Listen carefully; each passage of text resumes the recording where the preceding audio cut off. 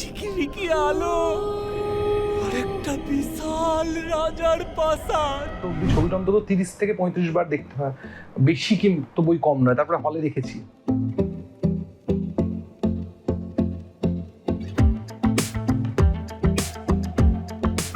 এই উত্তাল সময়ে যে ভটভটি এত মানুষ দেখবেন, এই 3-4 দিনে প্রায় 1.5 লক্ষর ওপরে মানুষ দেখে ফেলেছেন।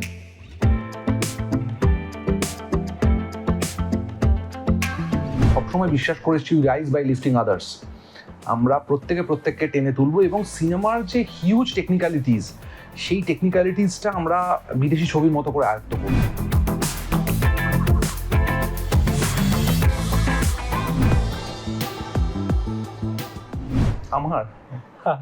আমি মানে ইউটিউবে দেখিনি, আমি এখন অবধি দেখিনি। পোর্শনস কেটে দেখেছি সব ঠিকঠাক চলছে কিনা। কিন্তু আসলে ছবি বানাবার সময় যখন প্রথম রাশ এডিট টেবিলে যায়, তখন থেকে আমি ছবি দেখতে শুরু করি আর কি। হ্যাঁ, মানে একদম অনেক সময় পরিচালকরা কি করেন যে ফার্স্ট কাটটায় থাকেন না, এডিটার করে।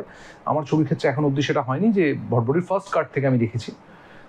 এবং তারপর সাউন্ড করার সময়, কালার করার সময়, মিউজিক করার সময়, একদম ফাইনাল আউট অবধি ছবিটা অন্তত 30 থেকে 35 বার দেখতে হয়, বেশি কিন্তু বই কম নয়। তারপরে হলে দেখেছি। নতুন করে ভটভটি দেখা হয়নি, চেকিং বাদ দিয়ে, মানে টেনে একটু টেকনিক্যাল সাইডগুলো দেখা ছাড়া টানা আমি ছবিটা আবার নতুন করে দেখিনি। আমি চাই যে মানুষের চোখ দিয়ে এবার দেখি। খুব ভালো। মানে এই উত্তাল সময়ে যে ভটভটি এত মানুষ দেখবেন, এই 3-4 দিনে প্রায় 1.5 লক্ষর ওপরে মানুষ দেখে ফেলেছেন। এবং এই একটা কঠিন সময়, যে সময় মানুষরা ফোন করে জানাচ্ছেন কেমন লেগেছে, মেসেজ করছেন, হোয়াটসঅ্যাপে লিখছেন, রিভিউ লিখতে পারছেন না ফেসবুকে, সেটা জানাচ্ছেন যে এই সময় রিভিউ লিখতে পারাটা একটু কঠিন, বাট ব্যক্তিগতভাবে জানাচ্ছি। ইউটিউবের কমেন্ট বক্স ভরে গেছে। খুবই ওভারওয়েলমিং বিষয়টা, যে ভটভটি যে মানুষের এতটা আনন্দ দেবে ভটভটি, সেইটা অন্তত এই কঠিন সময়, আমি বলছি যে এই সময়টা তো সঠিক সময় নয় যেখানে মানুষ সিনেমা নিয়ে আলোচনা করবে, ডিসকাশন করবে, কারোর ভালো লেগেছে, কারোর খারাপ লেগেছে, তর্ক করবে। সেই সময় তো আমরা আমাদের শহরে এই মুহূর্তে নেই। কিন্তু তা সত্ত্বেও যে মানুষরা ভটভটি নিয়ে এত উচ্ছ্বাস প্রকাশ করছেন, তার জন্য আমি সত্যি খুবই অবাক। না, একদম না, বরং উল্টোটা। কারণ একটা ওটিটি তো সবাই সাবস্ক্রাইব করা থাকে না। ছবি দেখার জন্য অনেকে সাবস্ক্রাইব করেন, কিন্তু তা সত্ত্বেও আমি বলছি যে আবার ওটিটি সব দেশে অ্যাভেলেবেল নয়। আমাদের এখানকার নেটফ্লিক্স আর আমেরিকান নেটফ্লিক্স দুটো কমপ্লিটলি আলাদা পোর্টাল আর কি। তো ইউটিউব 90% দেশে, সব দেশে অ্যাভেলেবেল, এবং ভটভটির ক্ষেত্রে যেহেতু কোনো এজ রেস্ট্রিকশন নেই, তো সেক্ষেত্রে বরং উল্টোটা, যে একজন শিল্পী হিসেবে আমাদের চাহিদা এটাই থাকে যে আমরা যেন সব স্তরের মানুষের কাছে পৌঁছে যাই। অর্থাৎ একজন দিন আনে দিন খায় একজন দিনমজুর থেকে শুরু করে একজন কর্পোরেট সেক্টরের সিইও, সবার কাছে যেন আমাদের কাজ পৌঁছে যায়, এটা আমরা চাই। হয় না, কিন্তু আমরা তো চাই। ইউটিউব হলো সেই মাধ্যমটা যেখানে সব ধরনের মানুষ যোগাযোগ স্থাপন করতে পারবেন। আর খুব কম দেশেই ইউটিউবে ব্যারিয়ার আছে, যেখানে অ্যাপ, আজকে আমি যদি ভাবি স্কটল্যান্ডে বাংলার অমুক অ্যাপটা আছে, নেই, ইউটিউব আছে, হ্যাঁ আছে। সে ভটভটি সার্চ করলেই স্কটল্যান্ডের বাঙালিরাও দেখতে পাবে এবং সেখানকার মানুষেরা দেখতে পাবে। এইটা খুব ইম্পর্টেন্ট আমার মনে হয়। বরং ইউটিউবে রিলিজ করাতে শিল্পী হিসেবে আমার কাজটা কোথাও আরো, কিংবা আমাদের সবার কাজটা আরো কোথাও সার্থকতা পাবে বলে আমার বিশ্বাস। আমি একটা ব্যাপার বলি, মনে হতেই পারে তাহলে পারিয়া কেন ইউটিউবে নয়। আমি চাইবো যে ওটিটি থেকে বেরিয়ে একদিন পারিয়া ইউটিউবে আসুক, এবং মাথায় রাখতে হবে পারিয়া রিলিজের 2 দিনের মাথায় পারিয়া টেলিগ্রামে ফুল সিনেমাটা বেরিয়ে গিয়েছিল, হল প্রিন্ট, যেরকম হিন্দি ছবির ক্ষেত্রে হয়। এবং আমার জন্য এটা খুবই আনএক্সপেক্টেড যে জওয়ান যদি 2 দিনে একটা হল প্রিন্ট বেরোয়, যে পারিয়ারও হল প্রিন্ট বেরোচ্ছে। লোকের এতটাই উচ্ছ্বসিত ছিল পারিয়া নিয়ে। পারিয়ার এখন তো আমার ধারণা ওই কপি প্রিন্টও মার্কেটে পাওয়া যায় বোধহয়। তো পারিয়াও প্রচুর মানুষ দেখেছেন, মানে যারা ওটিটি সাবস্ক্রাইব করেন তারা আইনিভাবে দেখেছেন, এবং প্রচুর মানুষ ওটিটি সাবস্ক্রাইব করে দেখেছেন, আমাকে জানিয়েছেন যে পারিয়া দেখার জন্যই তারা সাবস্ক্রাইব করেছেন, বিকজ তারা বাংলা সিনেমার রেগুলার অডিয়েন্স নন। প্রচুর মানুষ, এবং একটা হিউজ প্রমোশন করা হয়েছে ওটিটি থেকে, এবং এখনও সেই প্রমোশন চলছে। মানে এতটাই বেশি পরিমাণে প্রমোশন আমরা এক্সপেক্ট করিনি। ওয়েব সিরিজেরও এত প্রমোশন হয় না পারিয়ার যা প্রমোশন হয়েছে, মানে ওটিটি রিলিজের ক্ষেত্রে, হল থেকে চলে যাওয়ার পরে। তো প্রচুর মানুষের কাছে পারিয়ার মতো করে পৌঁছেছে, এবং আমার মনে হয় যে পারিয়া তো একটা নির্দিষ্ট সময়ের জন্য ওটিটির কাছে আছে, এবং পারিয়ার যেহেতু একটা প্রযোজক প্রতীক আর একজন অভিনব, তো যাদের দুজনের সাথেই আমি এক্সটেন্সিভলি কাজ করেছি নিয়মিত, তো আমার মনে হয় যে তারাও হয়তো এই সময়ের কালটা পেরিয়ে গেলে হয়তো ওটিটিতে বা ইউটিউবে আমরা পারিয়া নিয়ে আসবো। প্রত্যেকটা ছবি আমায় তৈরি করেছে, ভটভটির পরে আমার মেমোরি এক্স হিন্দি ছবিটা, যেটা এখন রিলিজ করেনি, তারপরে আমি গোপনে মচ্ছরণ সিঙ্গেল শট ছবি শ্যুট করি, এবং তারপরে গাকি শ্যুট করি, এবং তারপর পারিয়া। তো প্রত্যেকটা ছবিতে আমার যে লার্নিং, সেই লার্নিংটা পারিয়াতে লেগেছে, এবং প্রত্যেকটা ছবিতে আমি চেষ্টা করেছি যেন আমিও গ্রো করি, আমার অভিনেতারা গ্রো করে, আমার অভিনেতাদের সাথে আমার আন্ডারস্ট্যান্ডিং যেন গ্রো করে, আমার টেকনিক্যাল ডিপার্টমেন্ট যেন গ্রো করে, আমার টেকনিশিয়ানরা গ্রো করে। আমি সবসময় বিশ্বাস করেছি রাইজ বাই লিফটিং আদার্স। আমরা প্রত্যেককে টেনে তুলবো, এবং সিনেমার যে হিউজ টেকনিক্যালিটিস, সেই টেকনিক্যালিটিসটা আমরা বিদেশি ছবির মতো করে আয়ত্ত করব। মানে ওরা 78-এ জজ বানিয়ে ফেলেছে, একটা হাঙর নিয়ে ছবি। আমাদের এখানে বাঁদর নিয়েও ছবি হয়নি, হাঙর তো দূরের কথা। তো মানে বাঁদর মানে আমি কিংকংয়ের কথা বলছি আর কি, সেটা 68 যখন জাপান বানাচ্ছে। তো আমরা তো টেকনিক্যালি কিছুই বানাতে পারিনি, খালি বড় বড় কথা বলেছে এই বিভিন্ন ইন্টারভিউতে, এই বিদেশে ওই প্রাইজ পেয়েছি। প্রাইজ সব কেনা যায়, ওসব দিয়ে সিনেমা বিচার হয় না, সব প্রাইজ কেনা যায়। এভরি মানে আমি বলছি যে এই আমাদের কি ন্যাশনাল অ্যাওয়ার্ড, শ্যাম বেনেগাল ন্যাশনাল অ্যাওয়ার্ড, ঋতুপর্ণ ঘোষের একটা লেখায় পড়েছিলাম, শ্যাম বেনেগাল ন্যাশনাল অ্যাওয়ার্ডগুলো গলিয়ে তাই দিয়ে বাড়ির থালা বানিয়ে রেখেছেন।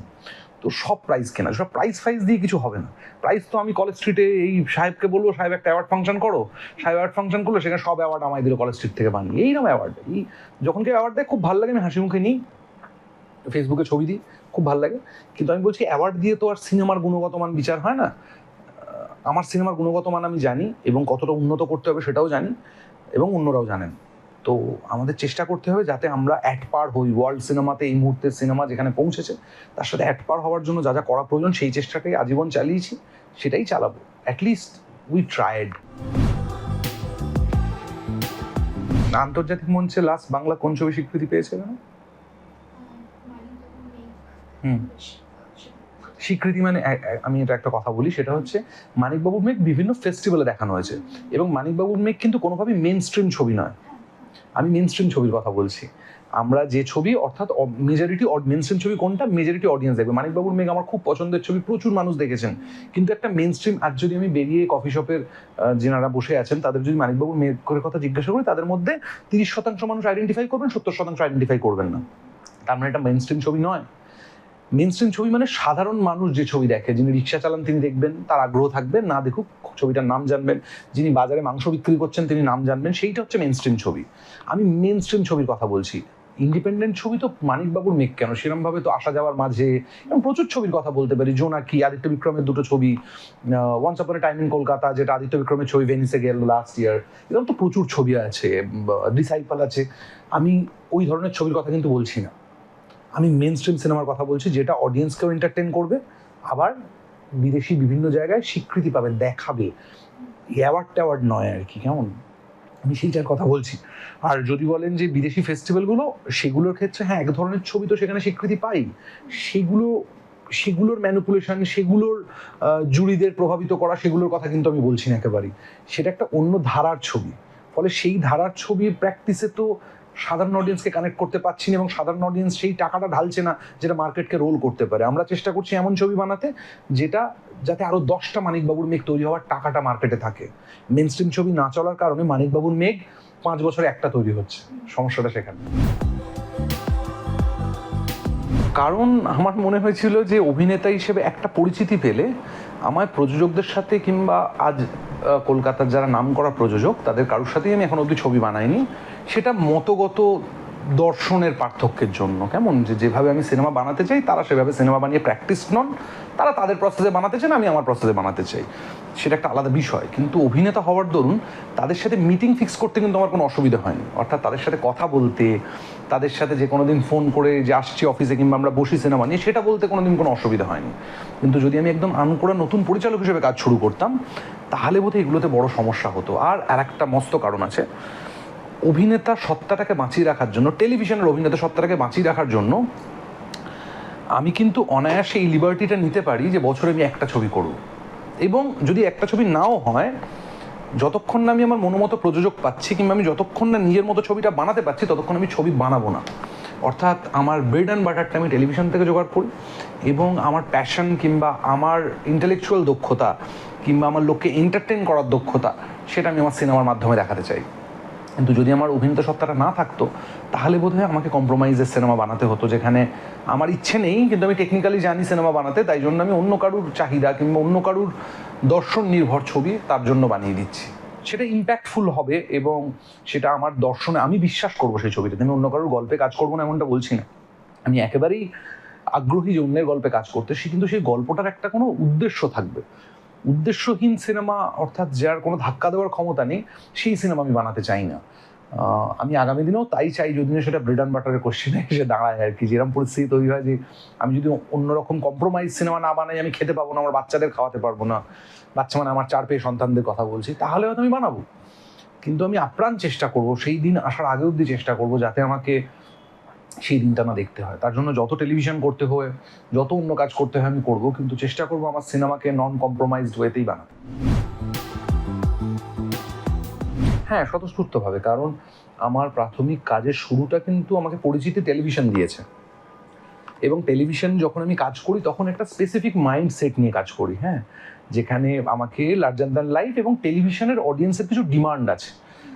একটা ব্যাপার বুঝতে হবে যে আমরা কিন্তু প্রিকনসিভড মাইন্ড নিয়ে চলি। আমরা যখন একটা ইংরেজি ছবি দেখতে যাই হলে, তখন কিন্তু একটা মাইন্ডসেট নিয়ে আমরা যাই। আবার একটা বাংলা ছবি যখন দেখতে যাই একটা মাইন্ডসেট নিয়ে যাই। আবার একটা সাউথ ইন্ডিয়ান ছবি যখন, অর্থাৎ ছবিটার কাছ থেকে কী কী এক্সপেকটেশনস, এবং যদি অন্যরকম কিছু দেখি, কেউ কেউ সেটা অ্যাপ্রিসিয়েট করেন, কেউ কেউ রেগে যান, যারা এই ছবিটার জন্য এটা দেখতে এসেছিলাম। মানে আজকে যদি সালমান খান অথবা শাহরুখ খানের সিনেমা যদি একটা তারকোভাস্কির সিনেমার মতো হয়, লোকে রেগে যাবে, কারণ লোকে সালমান খান শাহরুখ খানের সিনেমা স্পেসিফিক কারণে দেখতে গিয়েছিল। তো বলতে এটা চাই, সেটা হচ্ছে টেলিভিশন যখন করি অভিনয়, তখন একটা স্পেসিফিক মাইন্ডসেটে আমি কাজটা করি। সেখানে আমার সিনেমা বানানো, আমার দর্শন কিংবা আমার ব্যক্তিগত ইন্টালেক্ট সেখানে কিন্তু প্রবেশ করতে পারে না। ওখানে ডু নট ডিস্টার্বের বোর্ড ঝোলানো আছে। তো টেলিভিশনে পরিচালক যা চান, এবং আমি জানি যে এত বছর টেলিভিশন করার দরুন, 15 বছর টেলিভিশন করার দরুন, আমি জানি যে আমার যে অডিয়েন্স এবং টেলিভিশনের যে অডিয়েন্স, তাদের কিছু ডিমান্ড থাকে। সেই ডিমান্ডটার উপরে আমি ওই অভিনয়টাকেই বিভিন্ন রকমভাবে এক্সপেরিমেন্ট করেছি এতগুলো বছরে, বিভিন্ন রকমভাবে করেছি। সেটা আমার প্রযোজকরা জানেন, পরিচালকরা জানেন।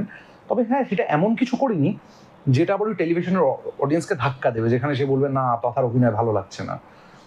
তো দুটো একটা আলাদা বিষয় আর কি, দুটো আলাদা সত্তা। এইটা বিক্রম খুব ভালো বলে যে তথা যে কটা প্রোটাগনিস্ট এখন অবধি লিখেছে, সেই সব কটা প্রোটাগনিস্ট আসলে তথা নিজে। কিন্তু আমি তাতে নিজেকে কখনোই কাস্ট করবো না, কারণ আমি অতটা প্রতিভাবান নই যে একই সাথে একটা অডিও ভিজুয়াল এক্সপিরিয়েন্স তৈরি করবো আমি, যার নিটিগ্রিটির উপর আমাকে চোখ রাখতে হবে এবং ক্যামেরার সামনে গিয়ে আবার অভিনয় করবো। অতটা প্রতিভাবান আমি নই। আমার মনে হয় যখন আমি জাহাজ চালাচ্ছি, আমার জাহাজ চালানোতেই মন দেওয়া উচিত। তখন গিয়ে ডেকে যখন বড়ভাবে গান বাজছে, সেখানে আবার কোট প্যান্ট পরে আমি নায়িকার সাথে নাচবো, সেই ক্ষমতা আমার নেই। তার জন্য অভিনেতারা রয়েছে, অন্য অভিনেতা আমার বন্ধু বান্ধবরা রয়েছে, যারা সহকর্মী এবং সহমর্মী এবং যারা সিনেমার শ্রমিক, তারা রয়েছে। তারাই নায়ক হবে। বিক্রম আগামী দিনের সুপারস্টার, ঋষভ আগামী দিনের স্টার, তো সোহম আছে, সৌম্য আছে, আরও অজস্র অভিনেতা আছে যাদের সাথে আমি আগামী দিনে কাজ করব। তো আমার মনে হয় তারাই এই দায়িত্বটা পালন করুক। সবাই সবকিছু করতে গেলে খুব বিপদ হয়ে যাবে আর কি। হতে পারে কোনো চরিত্রের প্রয়োজন হলে আমি কোনো একটা চরিত্র করলাম, তা বলে এটা নয় যে আমি চরিত্রটার প্রতি প্রচণ্ড লোভ তাই করব। প্রয়োজন পরিস্থিতি হলে, ভটভটিতে আমি একটা চরিত্র করেছি, প্রয়োজন পরিস্থিতি ছিল বলে। কিন্তু নিজের ব্যক্তি হিসেবে নিজেকে স্যাটিসফাই করার জন্য কোনো চরিত্র বোধহয় আমি করবো না। কারণ আমার সব চরিত্রই যখন আমি লিখি, আমি যখন পারিয়া লিখেছি, যখন আমি ভটভটে লিখেছি, যখন আমি মেমোরি এক্স লিখেছি, তখন কিন্তু আমি ইমাজিন করেছি প্রোটাগনিস্টটা আমি যেভাবে লিখতাম আমি ঠিক সেভাবেই লিখেছি দিয়ে, কিন্তু তারপরে যে লেখা শেষ হয়েছে তখন আমি সরে গেছি ওখান থেকে। এবার আমি ডিরেক্টরের আসনে, এবার আমি দেখছি। এবং আমার ছবিতে যিনি অ্যাকশনের চরিত্র করেন, তার সাথেও আমি রিহার্সাল করি, তাকে বোঝাই যে আমি যদি ওই অ্যাকশনের চরিত্রটা করতাম, যেভাবে করতাম আমি চাই তিনি সেভাবে করুন, ততগুলো ডিটেল মাথায় রেখে তার মতো করে করুন আর কি, যাতে তার চরিত্রটাও লোকের যেন চোখে পড়ে।